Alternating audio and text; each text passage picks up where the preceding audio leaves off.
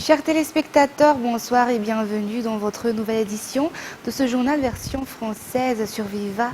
Merci également de nous rejoindre sur Viva pour vous informer. À la une des actualités de ce jour, Madagascar participe au 45e sommet du Conseil des gouverneurs du FIDA, ou Fonds international de développement agricole. Le thème pour cette édition est mobiliser l'innovation et la finance pour garantir une relance porteuse d'inclusion et de résilience climatique. Madagascar a été victime des impacts de la pandémie de Covid-19 au même titre que de nombreux pays dans le monde, a déclaré le président de la République dans son discours devant le Conseil du FIDA et des acteurs dans le milieu agricole qui participent à ce sommet. Ainsi, ce thème renforce les responsabilités déjà prises par l'État afin d'améliorer le milieu rural et de garantir la réalisation des objectifs et de l'émergence de Madagascar, un défi de l'État malagasy.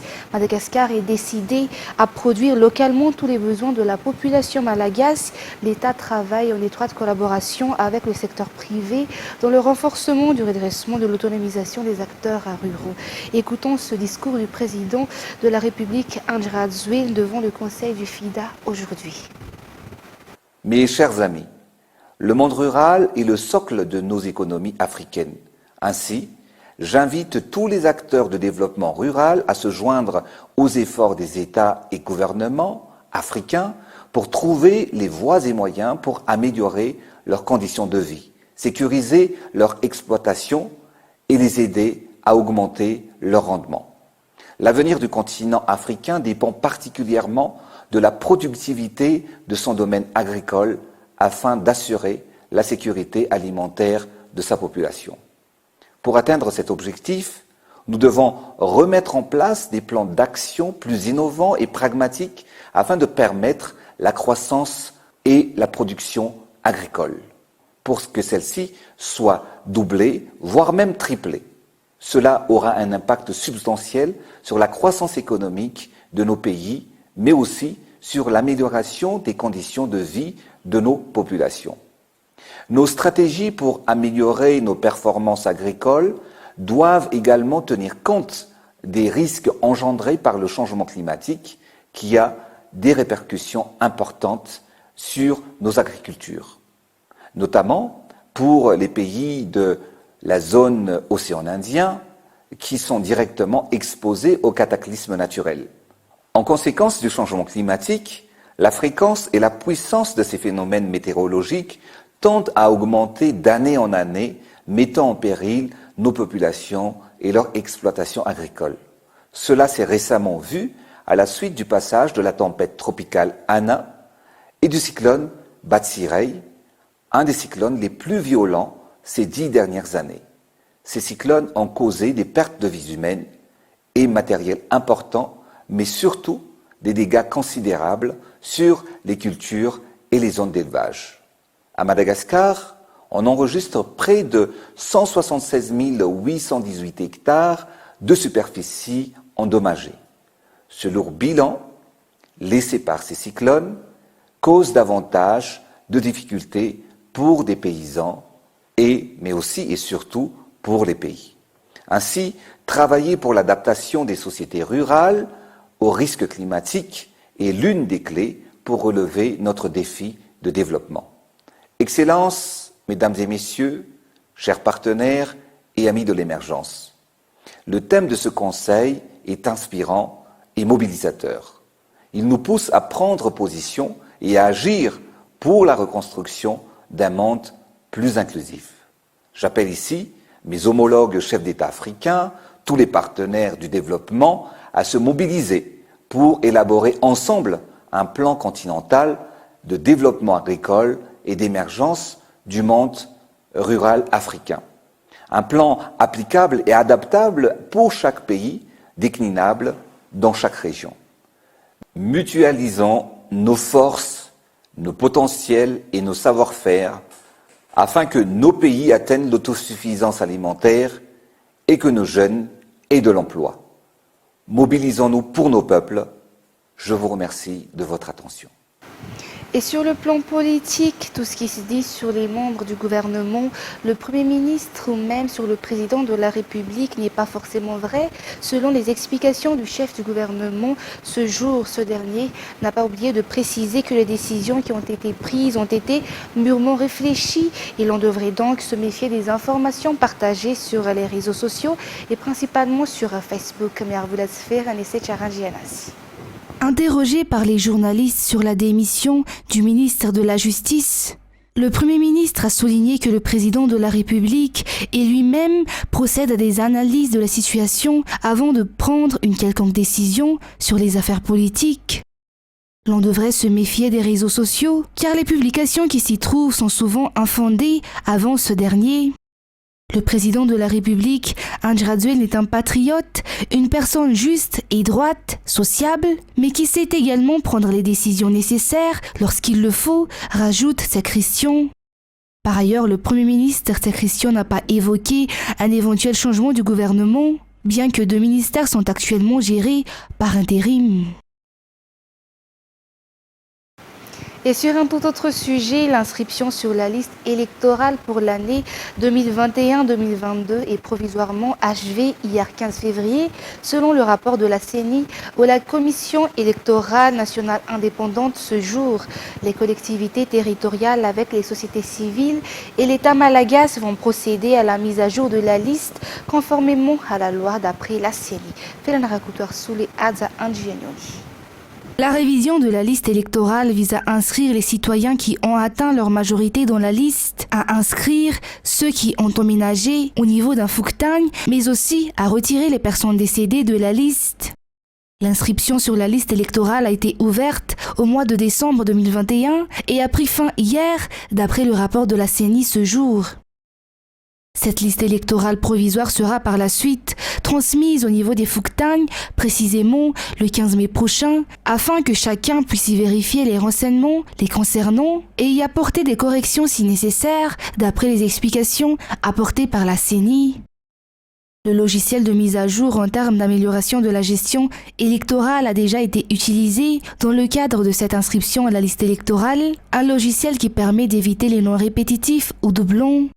Plusieurs procédures doivent être respectées avant que la liste ne soit définitivement achevée, conformément à la loi, toujours d'après les explications apportées par le CENI. Et concernant les impacts du cyclone Dumaku à Madagascar, 2 personnes sont portées disparues à Sonyaranivung et plus de 800 personnes se sont retrouvées sinistrées dans la région Analanzruf et la région Atsnanan, d'après le bilan provisoire officiel du BNGRC ce jour. Plus de détails dans ce reportage de Fangesina Mira et Yves Janel. Ces 2 personnes portées disparues dans le Sonyaranivung ont été emportées par les eaux du fleuve Marimbun suite au passage du cyclone Dumaku. 891 habitants de la région Analanzruf et de la région Atsnanan, soit 219 ménages, se retrouvent sinistrés. Tomasna 1 a enregistré 103 sinistrés, 702 à Tomasna 2, 26 à Sonyaranivung et 60 à Sainte-Marie, selon le rapport officiel provisoire du BNGRC. Aucune habitation a été détruite, rapporte le Bureau national de la gestion des risques et catastrophes. Et toujours concernant ce cyclone, Dumaku est sorti en mer dans le canal de Mozambique cet après-midi. D'après les informations émanant du service de la météorologie, si Dumaku ne constitue plus une crainte pour Madagascar, un autre cyclone se forme au large de l'océan Indien. Vers 9h locales, il était situé à 2219 km à l'est de Sambave. À ce stade, il n'impacte en aucun cas les conditions météorologiques à Madagascar, rapporte Météo Madagascar. Reportage. Alerte levée concernant le cyclone Dumaku. Ce cyclone est sorti en mer dans l'après-midi. Les précipitations apportées par Dumaku diminuent considérablement, d'après Météo Madagascar. Les alertes et avertissements sont donc levés pour les districts concernés. Et concernant le cyclone qui est en train de se former dans l'océan Indien, vers 9h locales, il était situé à 2219 km à l'est de Sambave. Un cyclone qui pour l'instant reste assez faible avec un vent de 45 km à l'heure et des rafales de 60 km à l'heure. Il se déplace actuellement vers l'ouest à raison de 17 km à l'heure et se déplacera vers l'ouest et l'ouest-sud-ouest jusqu'à ce dimanche et approchera donc les îles voisines. Ce cyclone gagnera du force au fur et à mesure, mais n'impactera pas les conditions météorologiques à Madagascar jusqu'à la fin de cette semaine. Cette période écoulée, Météo Madagascar craint que ce cyclone atteigne les côtes est de Madagascar.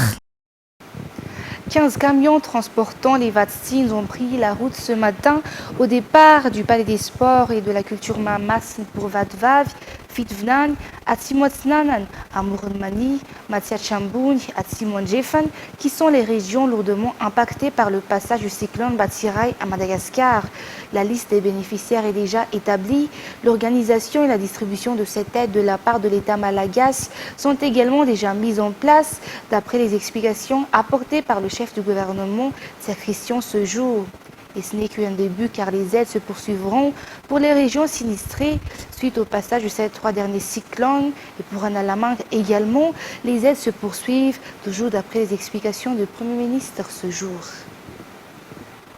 L'effectif des inspecteurs d'État à Madagascar est insuffisant et ne correspond pas aux besoins en termes de contrôle des fonctions publiques et de la gestion financière de l'État, d'après le nouveau directeur général de l'inspection générale de l'État ce jour. On doit donc procéder au recrutement d'inspecteurs d'État, une décision approuvée par l'État malagasy d'après ce dernier. À l'occasion de sa prise de fonction, ce dernier a souligné que le contrôle des dysfonctionnements et de la transparence dans la gestion de l'administration publique seront particulièrement priorisés. Anela Martina sur les images de Secha Anjianab. Nombreuses sont les améliorations qui doivent être apportées au sein de l'inspection générale de l'État, d'après son nouveau directeur ce jour. Désormais, les laissés-aller ne seront plus tolérés, les transferts monétaires seront minutieusement contrôlés, l'on verra plus à la transparence de la gestion de l'administration publique et à la coordination des travaux des inspecteurs. Ce qui correspond totalement à la vision et pèlerin du président de la République, cette institution qui est d'ailleurs sous tutelle de la présidence. Pour cela, il faudra renforcer l'effectif des inspecteurs d'État, car actuellement, Madagascar ne compte que 40 inspecteurs d'État. Le nouveau directeur général de l'IGE, ou Inspection générale de l'État, Randjianarvoon Daniel, a officiellement pris ses fonctions ce jour. Et concernant les actualités internationales de ce mercredi, le ministère russe de la Défense a publié mercredi une vidéo montrant un convoi ferré chargé de tanks et de véhicules militaires transversant un pont pour quitter la péninsule ukrainienne de Crimée, annexée par Moscou en 2014. Après des exercices militaires dans cette zone, les annonces russes sont envisagées avec prudence par les Occidentaux. France 24. C'est un message bref et ferme. Joe Biden veut donner toutes ses chances à la diplomatie avec la Russie, mais sans relâcher la pression face au risque d'attaque russe contre l'Ukraine. Nous ne savons pas si les unités militaires russes rentrent en effet à leur base. Nos analyses montrent encore que les Russes restent dans une position menaçante. Et les faits demeurent, en ce moment, la Russie a encore 150 000 militaires déployés à la frontière ukrainienne et biélorusse. Une invasion reste totalement possible. Ces troupes sont désormais évaluées à 150 000, alors que les Américains parlaient jusqu'ici de plus de 100 000. Quelques heures plus tôt, Vladimir Poutine avait annoncé un début de retrait des soldats russes massés depuis plusieurs mois aux frontières ukrainiennes. Sur ces images fournies par l'armée, des blindés sont chargés sur un train pour être rapatriés. Le président russe a confirmé à l'issue de sa rencontre avec le chancelier allemand sa volonté de poursuivre le dialogue. Voulons-nous d'une guerre ou pas? Bien sûr que non. C'est pour cela qu'on a avancé nos propositions pour un processus de négociation. Les Occidentaux ont considéré ces annonces avec prudence et comptent entamer d'éventuelles négociations uniquement quand la menace d'une invasion sera totalement écartée. Les paroles, c'est bien. Nous attendons les actes. Si les actes sont là, ce sera encore mieux. Ça, c'est la première priorité, la désescalade. La deuxième priorité, vous le savez bien, monsieur le député, c'est de reprendre les discussions sur le contentieux sur l'Ukraine. Joe Biden affirme que des sanctions sont prêtes en cas d'invasion de l'Ukraine. Elles s'attaqueraient aux institutions financières et aux industries clés pour la Russie. Le président français Emmanuel Macron réunit mercredi 16 février les chefs d'État des pays partenaires à l'Élysée pour discuter de la présence française au Sahel, en particulier au Mali, dans le cadre de la lutte contre le terrorisme, alors que la France envisage un retrait de ses troupes. Toujours un reportage de France 24. Un mini-sommet organisé en urgence à l'Élysée après des semaines d'un bras de fer entre Paris et la junte malienne qui a remis en question le futur de l'opération Barkhane. Le statu quo n'était pas possible dans un contexte très dégradé au Mali, avec la prise de pouvoir par une junte, le refus d'appliquer un calendrier de retour à l'ordre démocratique qui avait pourtant été annoncé et le recours à une milice privée russe. Ce n'est pas un sujet franco-malien, vous le savez. Emmanuel Macron reçoit mercredi soir les présidents du Niger, du Tchad et de la Mauritanie, membres du G5 Sahel. À la veille du sommet entre l'Union européenne et l'Union africaine, le président du Conseil européen Charles Michel et le chef de la diplomatie de l'Union Josep Borrell seront également présents. Depuis plusieurs semaines, Bamako accuse Paris de diviser le pays. Sur fond de manifestations contre l'ingérence française, la junte au pouvoir a expulsé fin janvier l'ambassadeur de France au Mali. Elle a également demandé au Danemark de rapatrier la centaine d'hommes envoyés dans le cadre du groupement européen Takuba, initié en 2020 par la France, pour partager le fardeau sécuritaire. Bamako dénonçait un déploiement intervenu sans son consentement. Des actes de souveraineté qui ont fragilisé la coalition internationale, à l'image de la Suède qui a annoncé son retrait du pays. Paris espère néanmoins convaincre ses alliés de ne pas se désengager totalement de la sécurité au Sahel, mais aussi dans le golfe de Guinée, directement menacé par l'insurrection islamiste. Toujours en France, l'eurodéputé et membre dirigeant du RN, Nicolas B, qui envisage de rejoindre Éric Zemmour, a été suspendu mardi 15 février de ses fonctions au sein du parti pour avoir transmis des informations au rival de Marine Le Pen, a annoncé la direction du parti. Reportage. C'est une accusation grossière selon l'eurodéputé Nicolas B. Le Rassemblement national l'accuse d'avoir transmis pendant plusieurs mois des informations stratégiques à Éric Zemmour. Mais pour certains, le Rassemblement national a préféré suspendre Nicolas B avant qu'il n'annonce son départ volontaire. Depuis plusieurs semaines, il laissait planer le doute. Une nouvelle défection qui aurait encore fragilisé le Rassemblement national après le départ d'autres figures du parti comme Gilbert Collard. Nicolas B, vous vous rendez compte, il a 30 ans de dévouement à son actif. Bon, s'il s'en va, c'est qu'il y a bien des raisons de fond, des raisons... C'est une ambiance, c'est un climat, c'est une atmosphère, c'est une exigence d'admiration de Marine dans des conditions qui ne sont pas acceptable. Une ambiance qui a poussé d'autres élus frontistes à rallier Éric Zemmour ces dernières semaines. Stéphane Ravière, l'unique sénateur Rassemblement national, Jérôme Rivière, président du groupe au Parlement européen, mais aussi plusieurs élus locaux. Une véritable campagne de sabotage selon Marine Le Pen. Ceux qui veulent partir partent, mais ils partent maintenant. Avoir des gens qui aujourd'hui font semblant d'être ici alors qu'en réalité leur cœur ou leur esprit est ailleurs, c'est insupportable. C'est un manque total de dignité, de respect à l'égard de l'ensemble de nos militants. Des défections, mais aussi des difficultés à convaincre les élus. À 53 jours du premier tour, la candidate du Rassemblement national n'a toujours pas les parrainages nécessaires pour pouvoir se présenter. C'est également avec ce reportage que nous terminons l'édition d'aujourd'hui. Tout de suite après cette édition, vous avez rendez-vous avec votre série de Morning Show, suivie du premier film de la soirée, Spencer, avec Kristen Bell. Et quant à moi, je vous donne rendez-vous pour demain pour des nouvelles actualités.